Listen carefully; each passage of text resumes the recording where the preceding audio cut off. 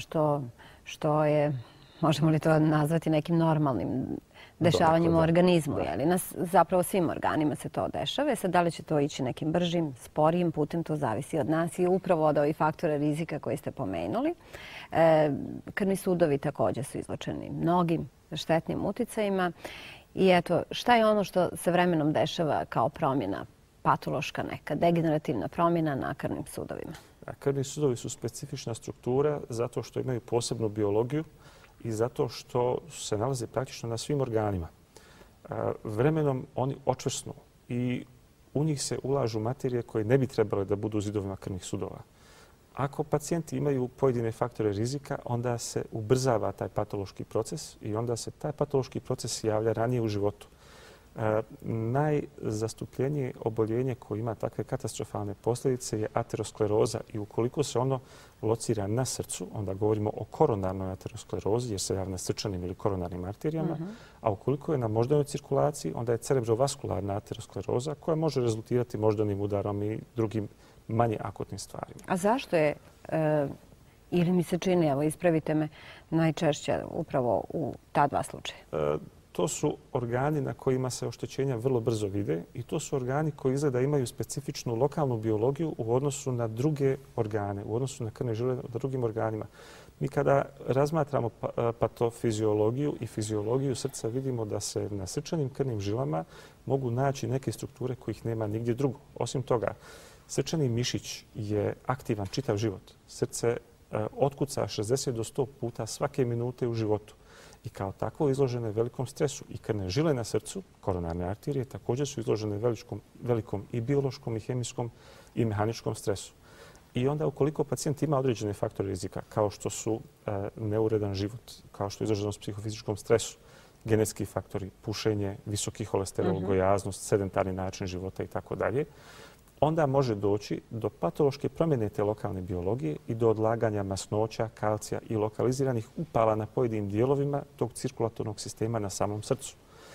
Sad, te arterije, koronarne arterije koje se na srcu nalaze, one služe srcu slično kao dovod goriva za motor.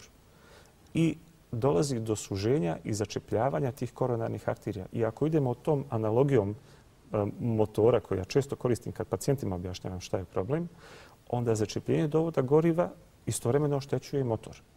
Dakle, ukoliko imamo pacijenta sa jako visokim holesterolom, koji je pušač, koji je gojazan, koji ima hipertenziju, on već ima 4 teška faktora rizika da mu se vrlo rano jave ta suženja na koronarnim arterijama, ta koronarna ateroskleroza, koja se onda manifestira na 3 osnovna načina. Jedan je akutni infarkt, jedan je angina pectoris i jedan je hronična srčana slabost. U ovisnosti o tome kakav je lokalni milje na njegovom srcu, genetske predispozicije, uslovi života, javit će se nešto od ovoga, a može se javiti i sve. Znači, to su te koronarne bolesti najčešće koje se dešavaju upravo zbog tih aterosklerotičnih promjena.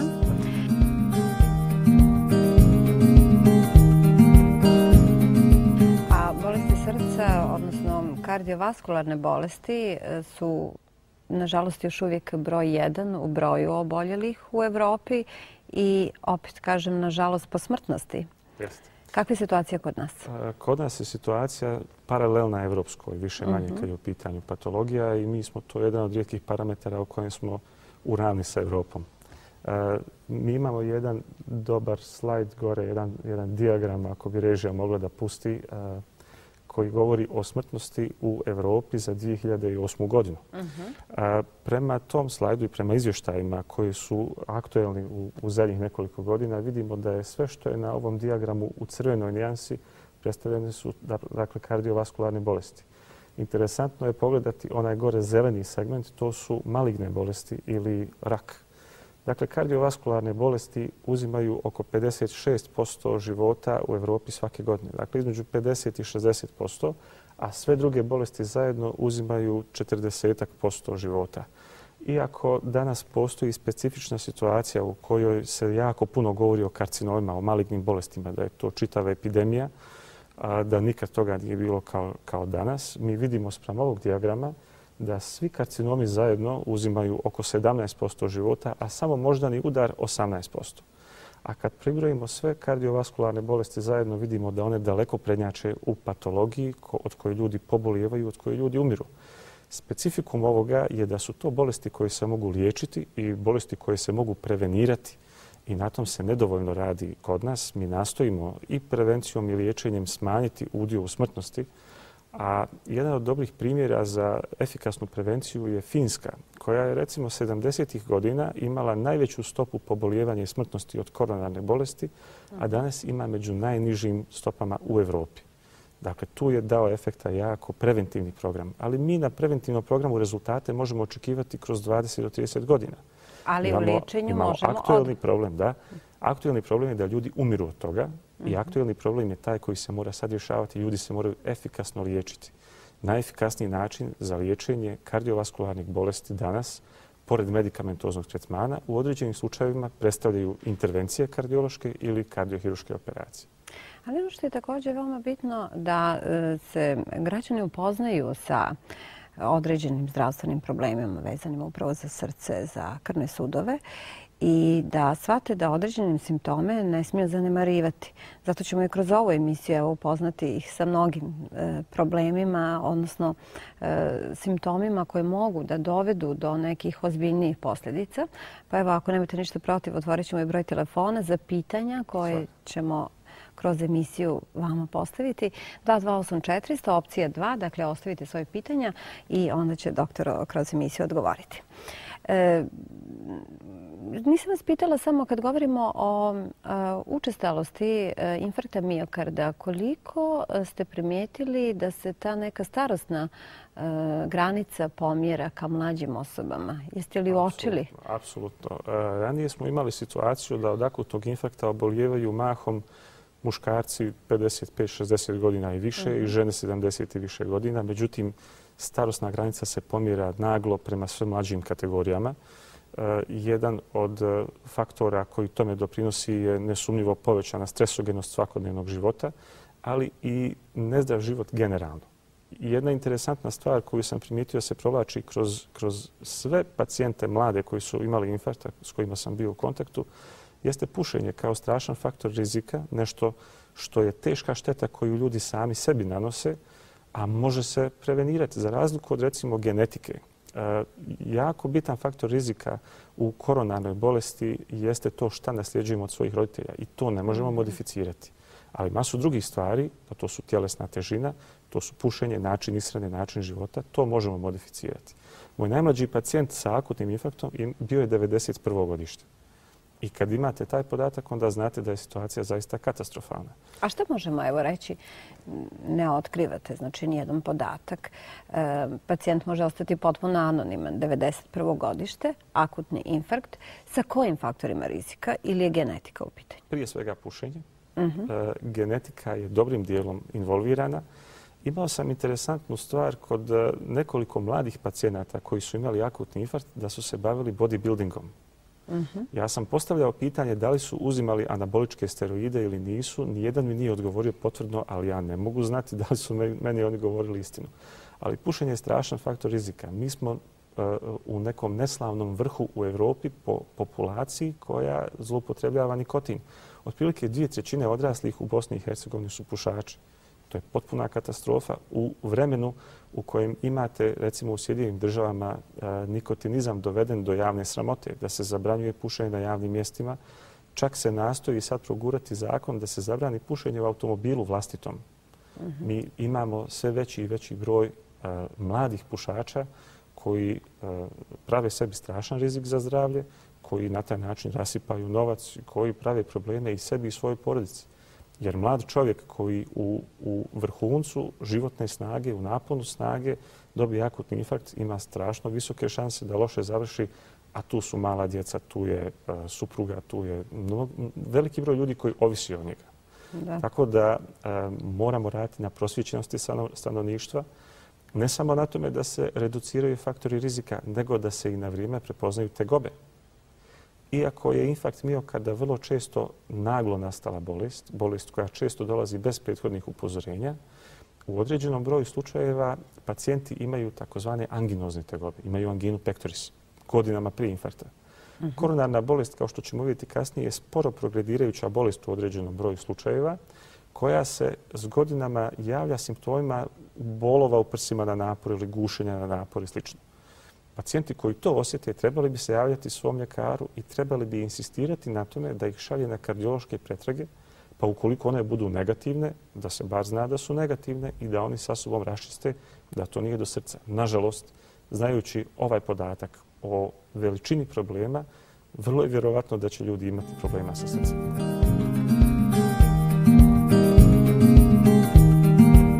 Srčani udar ili infarkt miokarda.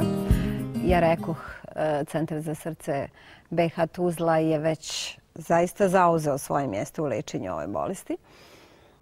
Zašto je on toliko opasan? Šta se zapravo dešava u organizmu? Šta se dešava u srcu? Da.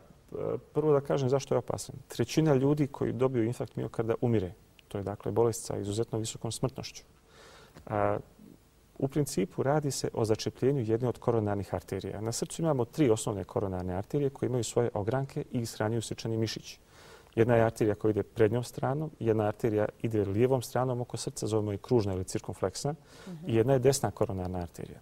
Kada zbog nekog patološkog procesa dođe do napukline sa unutrašnje strane obloge te arterije, krv koja normalno protječe kroz tu arteriju naglo se zgruša i time začepi protok kroz arteriju. Nemogućnost protoka na mjestu koje je niže od mjesta začepljenja dovodi do oštećenja srčanog mišića u kojem dolazi do odumiranja pojedinih ćelija srčanog mišića. To odumiranje javlja se žestokim bolom sa gušenjem, padom snage srca, remećenjem srčane funkcije i vrlo često teškim aritmijama. Sad, kad smo rekli da je oko 30% smrtnost od infarkta miokarda, polovina tih pacijenata, dakle 15%, umre ih u prvih sat do sat i pol prije nego što uopće dođu do bolnice. I vrlo često umiru od tih zloćudnih aritmija. Drugih 15% predstavlja zapravo bolničku smrtnost. I to smrtnost koja je sada prisutna sa metodama koje se danas koriste za liječenje infarkta miokarda u našoj zemlji. Na zapadu se rutinski koristi liječenje infarkta miokarda intervencijom, ugradnjom koronarnog stenta. To je ova metoda koja se radi u mojoj bolnici. I ta metoda uspjela je inicijalno da prepolovi bolničku smrtnost, a kasnije da je smanji sa 15 na svega 5%. Pa danas imamo centara u kojima je bolnička smrtnost od infarkta 2 do 3%.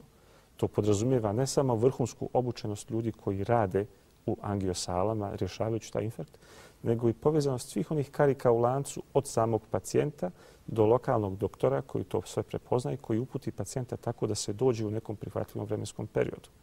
Dakle, infarkt miokarda je ekstremno opasna stvar i trebamo nastojati da smanjimo ne samo tu bolničku smrtnost, što mi već radimo u našem centru, nego i prehospitalnu, predbolničku smrtnost time što će ljudi moći prepoznati te simptome i javljati se ranije, tako da dođu u onom najprihvatljivijem vremenskom prozoru, da možemo na vrijeme riješiti taj problem, da spasimo pacijenta i od teških aritmija i od teške hronične srčane slabosti koja nastupa iako on preživi infarkt, a ne otvori se arterija, a naravno i da ga vratimo što prije na posao. Jer se radi o ljudima koji su mahom zaposleni. To više nisu penzioneri. To su osobe koji su, kako rekoh, u naponu životne snage. To su ljudi koji su 35 do 50 godina stari i treba ih vratiti što prije na posao, vratiti ih njihovoj porodici na normalan život.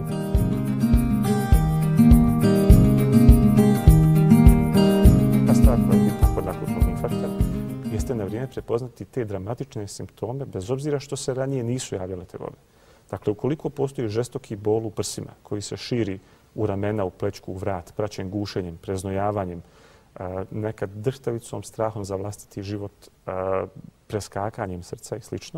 Takav pacijent se mora javiti ljekaru i insistirati da ga se pošalje u instituciju koja će moći na najefikasniji način da riješi taj infarkt ukoliko se radi o infarktu.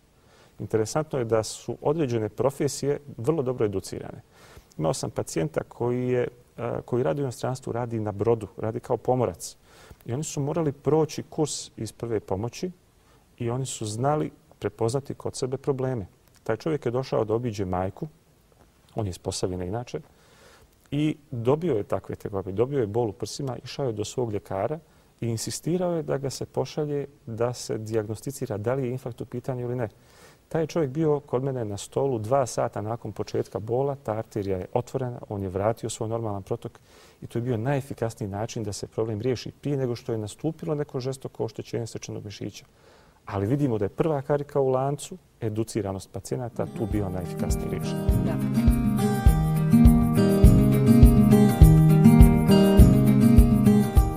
Pored toga što smo rekli da je veoma važno da pacijent uoči na vrijeme određene simptome, odnosno da se na vrijeme javi ljekaru i da zahtjeva na neki način, ako to porodični ljekar već ako to već nije odluka porodičnog ljekara, da zahtjeva neki kardiološki pregled, na koji način se postavlja dijagnoza? Dijagnoza infarkta može se postaviti sigurno u 98% zdravstvenih ustanova u Bosni i Hercegovini. Tu računam domove zdravlja i lokalne bolnice. Postoje 3 osnovne elementa za postavljanje dijagnoze. To su klinička slika, elektrokardiografski zapis ili EKG koji je većina naših pacijenata i gledalaca snimila do sad i nalazi krvi. Dakle, prvo je klinička slika. Doktor prepoznaje na pacijentu i od informacija koje mu pacijent ili njegova najbliža okolina daju da je pacijent imao taj žestoki bol, da je imao gušenje, da je imao takav problem koji je naglo nastao. Drugo je EKG. Doktori su utrenirani još od fakulteta da prepoznaju normalne i abnormalne krivulje na elektrokardiografskom zapisu. Ako na EKG-u imamo krivulje koje sugeriraju na infarkt, takvog pacijenta moramo shvatiti ekstremno ozbiljno, čak i ako je ona klinička slika informacije koje od njega dobijamo, imaju nekakve dileme ako su dvojbeni. Treća stvar je da se pacijentu izvadi krv. Zašto? Kad smo govorili o oštećenju srčanog mišića, odumiranje mišićnih ćelija u srcu praćeno je oštećenjem njihove membrane. I onda se sadržaj iz tih mišićnih ćelija prebacuje u krv. I onda u krvi možemo detektirati prisustvo određenih materija koji normalno nisu tu. Te materije zovemo srčani enzimi. Ako ih nađemo u određenoj mjeri u krvi, onda imamo sva 3 elementa da postavimo dijagnozu akutnog infarkta i takvog pacijenta što prije treba uputiti u neki od interventnih centara da mu se uradi hitna koronarografija i da se ta začepljena arterija otčepi, da se otvori. Mi to radimo mehanički uz ugradnju tog koronarnog stenta, omogućujući tako da pacijent ponovo dobije svoj koronarni protok. Ovdje moram napomenuti da je Centar za srce u Tuzli prva institucija koja je uvela 24-satno dežurstvo za akutni infarkt. Znači, svi pacijenti koji sa akutnim infarktom budu doveženi do nas sanitetom, kod kojih je doktor posumnjao na akutni infarkt, čak i da ga nije potvrdio, ulaze u angiosalu, da im se uradi koronarografija, da vidimo da li se zaista našlo začepljenje krvne žile i svima njima nastojimo otvoriti tu krvnu žilu u najkraćem mogućem vremenu. Dakle, mi smo prva institucija koja ima 24-satno dežurstvo upravo za tu namjenu. Imamo tim interventnih kardiologa, imamo tim dobro obučenih medicinskih tehničara i mi praktično nemamo rezervni odjel na kojeg možemo poslati pacijenta pa da kažemo ajde nek ide tamo pa uradit ćemo sutra ili nešto tako. Što dođe, to se radi odmah. I to je dobro za pacijenta, to je dobro i za tim jer je stalno adrenalin, jer je stalno pripravnost i stalno povećavamo našu efikasnost i mogućnost da što bolje tretiramo takve teške pacijente.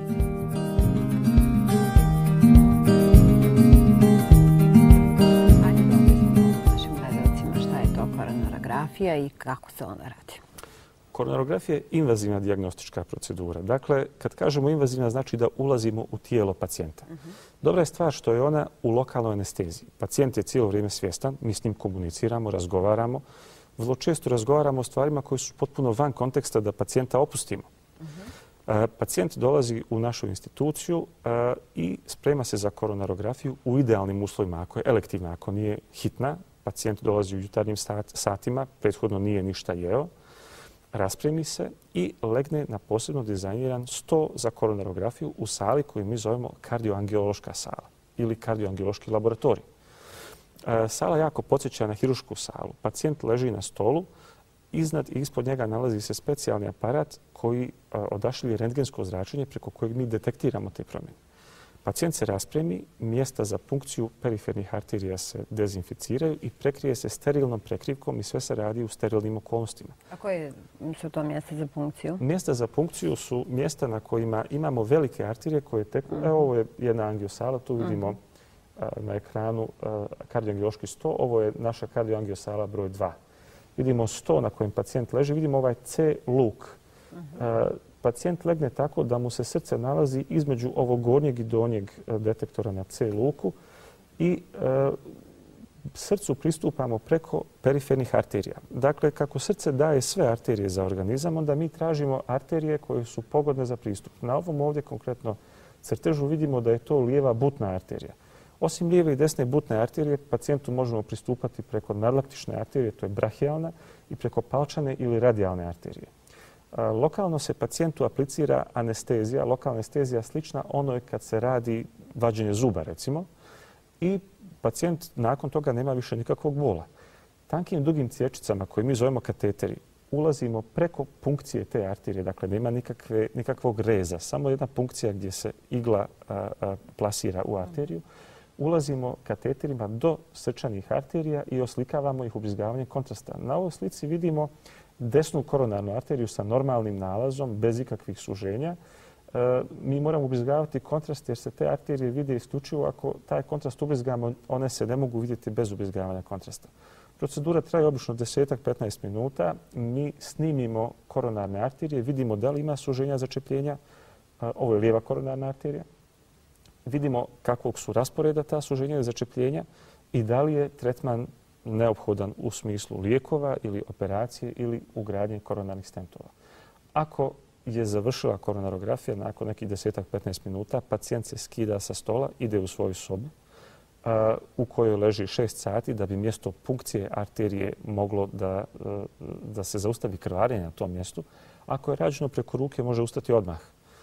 U našoj bolnici pacijenti imaju sav mogući komfort tako da to ležanje nakon procedura ne bude dosadno. Oni imaju, recimo, svi imaju LCD televizor s kablovskom televizijom, novine imaju na raspolaganju, sve što im treba da umanjimo dojam boravka u bolnici, a da im damo dojam boravka u jednom vrhunskom hotelu u kojem je jedino što je van konteksta bila ta koronarografija ili intervencija.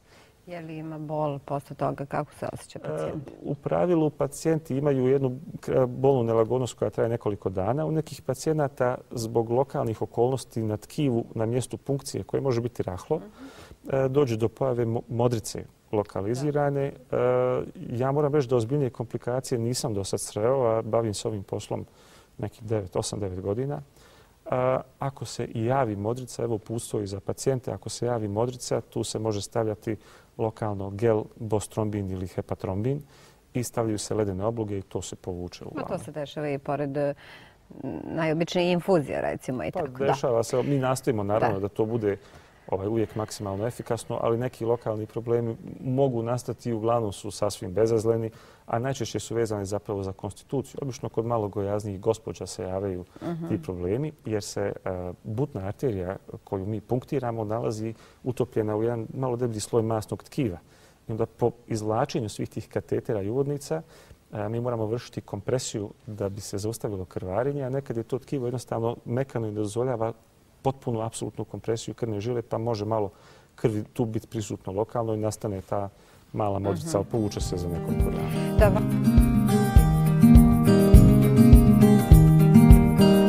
Posle dakle urađene koronarografije, ako se nađe suženje, koji je to procenat koji vas dovodi da odlučite da se uradi stent, ugradnja stenta? Suženja unutar koronarnih arterija limitiraju protok kroz koronarnu arteriju ako su iznad 70%, po nekim mišljenjima i iznad 50%, da je redukcija, dakle, presjeka poprečnog na krvnoj žili više od 50% ili više od 70%.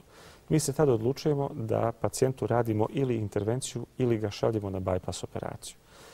Nastojimo pacijentima omogućiti pristup što manje agresivnim metodama, dakle da što više pacijenta podvrgnemo implantaciji stenta, koja se u nekom aspektu, kako bih rekao, iz perspektive pacijenta jako podudara s koronarografijom. Pristup je isti, sala je ista, pacijent leži na stolu isto kao i za vrijeme koronarografije. Lokalna anestezija, mi razgovaramo isto cijelo vrijeme. I imamo mogućnost da uvedemo specijalni instrumentarij kroz te katetere u srce i u koronarne arterije i da suženja na koronarnim arterijama koje se eventualno mogu naći iznutra raširimo i da ugradimo specijalne mrežice, zapravo perforirane cjevčice. Ovdje vidimo jedno suženje, recimo. Možemo dalje ići. To je ta cjevčica koja je perforirana, koja izgleda kao mrežasta cjevčica. Ona je veličine i oblika sličnog opruzi iz hemijske olovke, mi je zovemo stent. U Hrvatskoj se zove potpornica, što je ovako dosta intuitivan naziv. Uloga stenta jeste da osim toga što raširi koronarnu arteriju na mjestu gdje je ona sužena, kao što vidimo da je ovdje bila sužena pa je sad normalne širine, stent služi i kao potpora da se ne bi javilo novo suženje. Slično kao što imamo one betonske lukove u tunelima koji ne daju da se brdo uruši, tako stent plasiran u koronarnu arteriju obezbeđuje arteriji određenu čvrstinu, tako da omogući normalan protok kroz arteriju.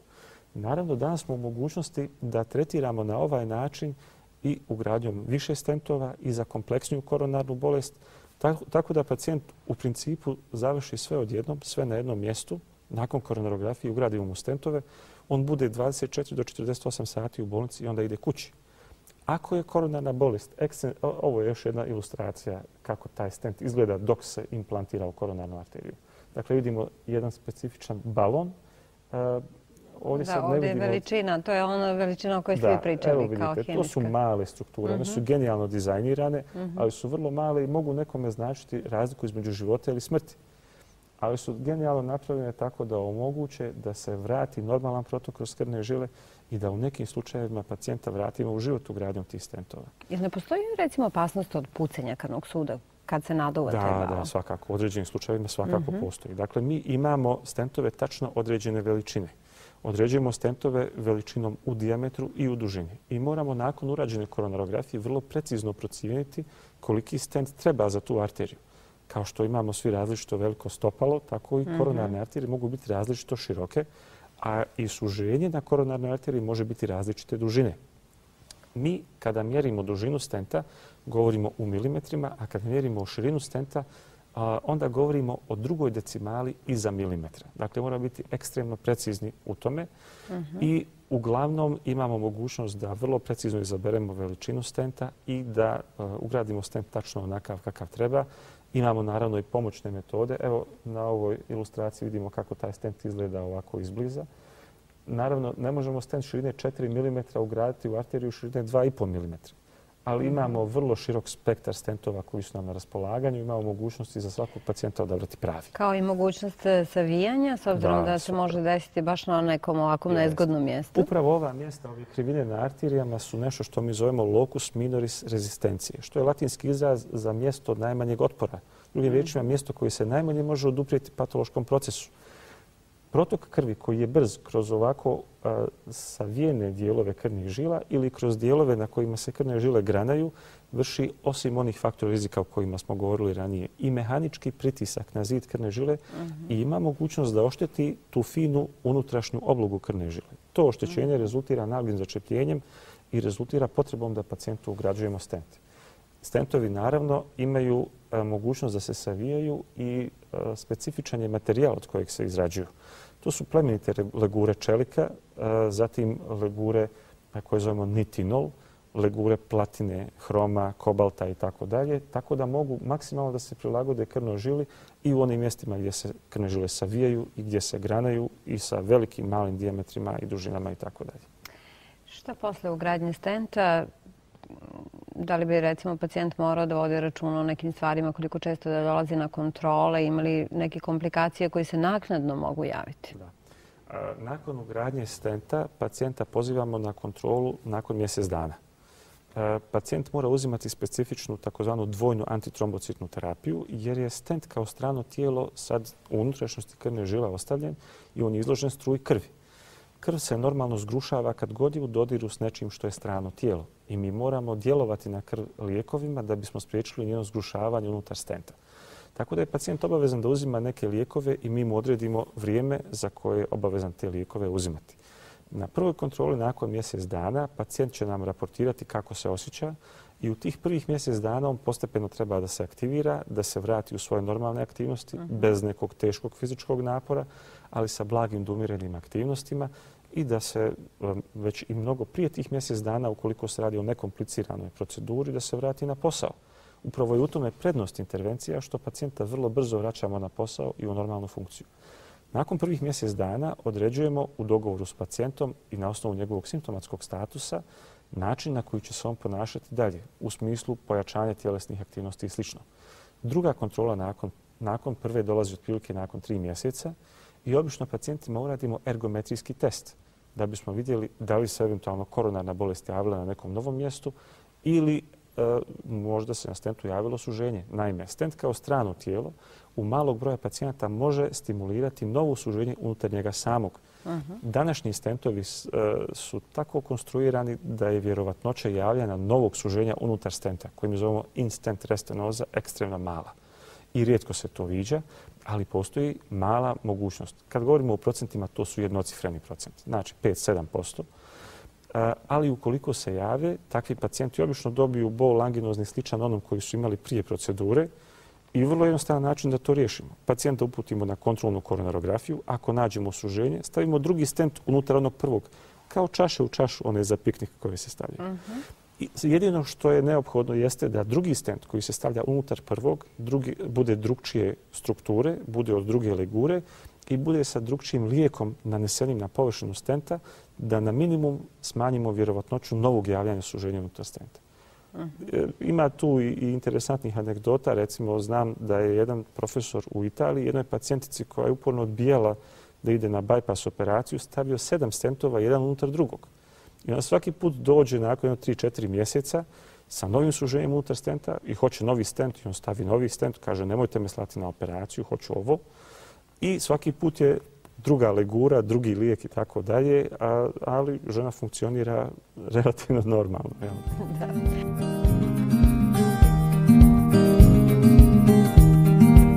Koliko stent može da traje do nekog ponovnog ugrađivanja?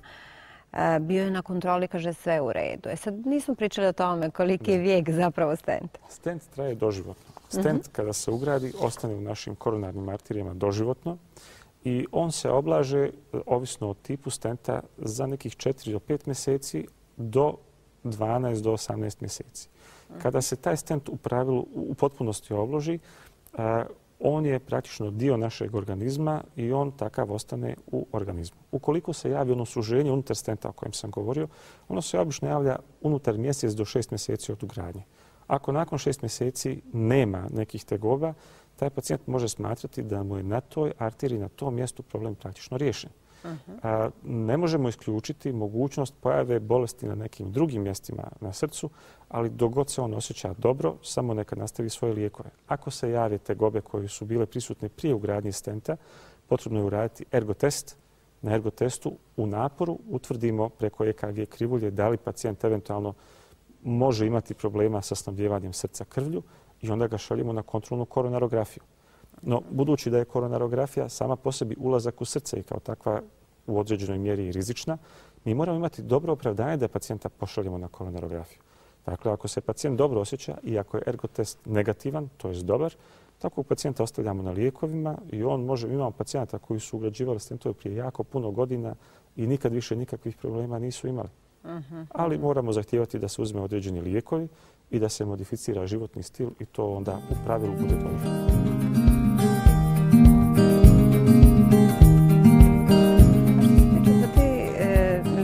Koji se piju u prvim danima, koji utiču na zgrušavanje krvi, šta se posle dešava s tim lijekovima? Se oni trajno piju ili?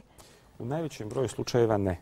Ukoliko se ugradi klasični stent koji je od neke od legura plemenitog čelika koje sam pomenuo, platina, hrom, kobalt, hrom i tako dalje, takvi stentovi se oblože našim tkivom za nekih 4 do 5 mjeseci. I mi pacijentima preporučujemo I mi pacijentima preporučujemo da u 6 mjeseci piju te lijekove. Ako su u pitanju specijalni stentovi koji na sebi imaju nanešen lijek, taj lijek odgađa to oblaganje stenta i prihvatanje od strane našeg organizma na nekih 12 do 15 mjeseci i tim pacijentima preporučujemo da uzimaju te lijekove obično oko godinu do godinu i pol.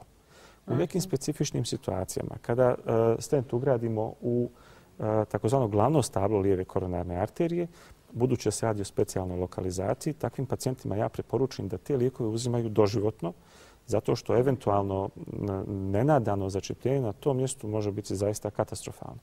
Ali najveći broj pacijenata te lijekove pije između 6 mjeseci i godinu i pol. Poslije toga više nema potrebe. Da. Jedna gledateljka kaže ima suženje krvnih sudova 80% desne strane, lijeve strana 30%. Šta da radi? Ima predlog za operaciju, pa interesuje kolika je ta operacija složena. Mi smo evo pričali i nadamo se kroz ovu emisiju već odgovorili gospođi na ovo pitanje.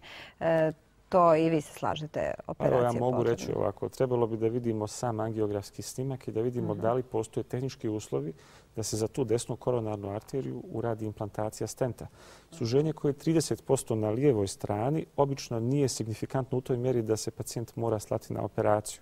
Najbolje bi bilo da se pacijentica javi kod nas. Ukoliko je radila koronarografiju u našoj ustanovi, mi te sve snimke imamo.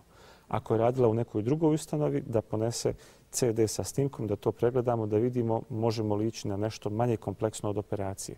Naravno, ukoliko je bolesna neka od drugih struktura, pošto je srce jako kompleksan organ, nekad obolijevaju srčani zalisci, nekada obolijeva aorta, onda se bypass radi usput sa tom drugom operacijom i tad se mora ići na operaciju. Međutim, ukoliko je samo u pitanju koronarna bolest i ta jedna stenoza na desnoj koronarnoj arteriji od 80%, ovu 30% u najvećem broju slučajeva možemo zanemariti. Najbolje bi bilo da se pacijentica javi, da pregledamo snimak i da napravimo ono što je za nju najbolje.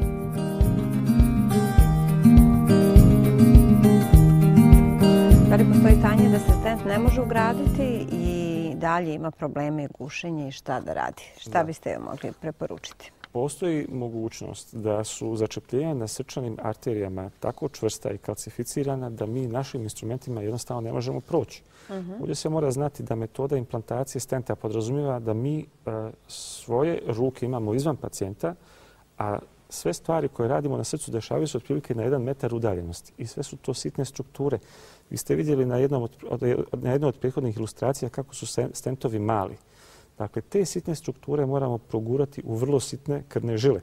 Nekad se dešava da su ta začepljenja toliko čvrsta i kruta da ne možemo proći kroz ta začepljenja. Ukoliko se radi o samo jednoj koronarnoj arteriji, u ovom slučaju u pitanju je desna arterija koja, moram reći, nije najvažnija, onda takve pacijente usmjeravamo na medikamentozni tretman, odnosno na tretman lijekovima.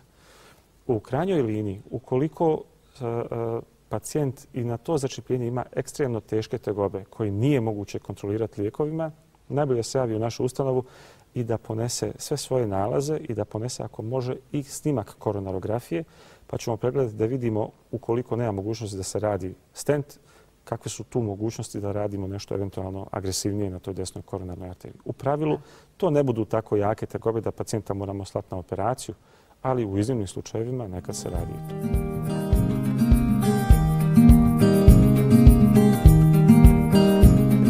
Kao jedna od mogućnosti, ukoliko se utvrdi da postoji suženje, je i bypass. Kad se radi bypass, operacija? Da. Ukoliko nemamo mogućnosti tehničke da stentovima riješimo pacijentov problem, nekad su to lezije koje imaju jako puno kalcija, koje onemogućavaju prolaz stentom kroz krvne žile, nekad su to česta teška začepljenja gdje ne možemo probiti našim instrumentima prostor pa da u njega stavimo stent. Ili ako jednostavno suženja toliko mnogo da bismo morali staviti mnogo stentova i sami tim provocirati jaku tu reakciju na strano tijelo, onda pacijenta šaljemo na bypass operaciju. Bypass operacija spada u velike operacije, to je kao i sve operacije na srcu ozbiljna operacija, podrazumijeva operaciju u općoj anesteziji. Dakle, pacijent je uspavan, operacija traje od 2,5 do 5 sati i involvira vrlo kompleksan kardiohiruški i anesteziološki tim. Bypass operacija radi se tako što se otvara grudna kost specijalnom mašinom, specijalnim rezom. Grudna kost se otvori na stranu i to vam izgleda kao otvorena knjiga. Eksponira se srce i onda se uzimaju dijelovi krvnih sudova sa drugih segmenata na tijelu kojima se zaobiđu ta suženja.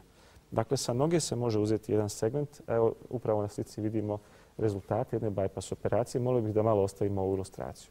Dakle, plave cijevčice koje vidimo su komadi vene koja je uzeta sa noge. Mi tu venu zovemo vena safena magna. Jednim krajem ti se komadi vena zašivaju gore na aortu koja ima jako veliki i brzi protok velike količine krvi, a drugim krajem te vene se zašiju na srčane arterije niže od onog mjesta koje je bilo suženo ili začepljeno. Na taj način imamo stvorenu zaobilaznicu, bypass znači zaobilaznica, tako da krv može protjecati oko tog začepljenja ili suženja, kao kad imamo odron na putu i prokopamo novi put pa da možemo saobraćaj puštati tom novom dionicom. Treći bypass koji vidimo je crveni bypass koji ide sa jedne grane od potključne arterije. Grana je unutrašnja torakalna arterija koja je specifična po tome što nikad ne obolijeva od suženja koja su tipična za koronarne arterije. Budući da je takva i budući da možemo očekivati s njom ekstremno dobre rezultate pri bypass operacijama, onda se ta grana odvoji sa unutrašnje strane grudnog koša i spaja se na najvažniju, a to je prednja silazna arterija na srcu, tako da ta najvažnija arterija bude pokrivena najefikasnijim bypassom. Nakon što se završi bypass operacija, kada se sve to zašije, zatvori se grudna kost, zatvori se mišić koža, pacijent ide u jedinicu intenzivne njege u kojoj obično provodi prva 24 sata. Nakon ta prva 24 sata pacijent se spušta na naš kardiovaskularni odjel i hospitalizacija nakon bypass operacije traje otprilike 7 dana. Pacijent potom ide kući, on dobije precizna uputstva o tome kako će se ponašati, kako će se hraniti, dobije uputstva za terapiju. Nakon nekih 5 do 7 dana dolazi na prvu kontrolu gdje ga pregleda kardiolog i kardiohirurg, jer osim stanja na srcu potrebno je provjeriti i rane nakon operacije, dakle hirurške rezove. Ako je tu sve u redu, pacijent se poziva na drugu kontrolu mjesec dana nakon prve.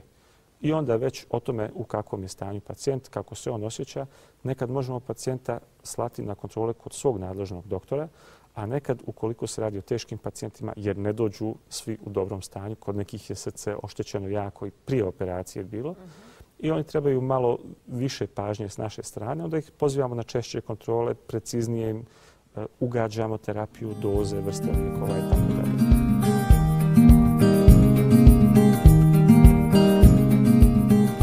Šta je revaskularizacija srca sa jednim bypassom?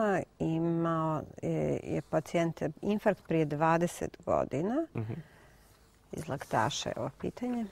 Kada se javi koronarna bolest na onoj najvažnijoj koronarnoj arteriji, prednja descendentna koronarna arterija, i kada tu nismo u mogućnosti staviti stent, onda pacijenta možemo usmjeriti na jedan bypass za tu najvažniju arteriju. Zašto? Zato što je to arterija koju mi zovemo life-saving vessel, odnosno žila koja spašava život. Za razliku od ovih drugih, ove koje ide s lijeve i koje ide s desne strane, ta prednja silazna arterija je iznimno važna. Mi naravno nastojimo to riješiti stentom, ali ukoliko postoje tehničke prepreke, onda pacijenta možemo poslati na taj jedan bypass. Jedan bypass je vrlo specifična operacija koja se radi kod nas dosta, a mogu reći sa dosta velikim iskustvom. Ta operacija ne podrazumijeva otvaranje grudnog koša, rasjecanje grudne kosti, nego rezom između 4. i 5. rebra. Na tom rezu pristupi se srcu i radi se operacija na kucajućem srcu. Tako da je zahvat manje agresivan, pacijent ide kući za 4 do 5 dana i dobija najkvalitetniji mogući bypass. To je onaj arterijski koji ide sa unutrašnje strane grudnog koša i skrene se na srce. Operacija je relativno komfortna za pacijenta, za hirurga je malo zahtjevna, ali predstavlja jednu od najefikasnijih formi za liječenje jednosudovne koronarne bolesti na prednjoj descendentnoj arteriji.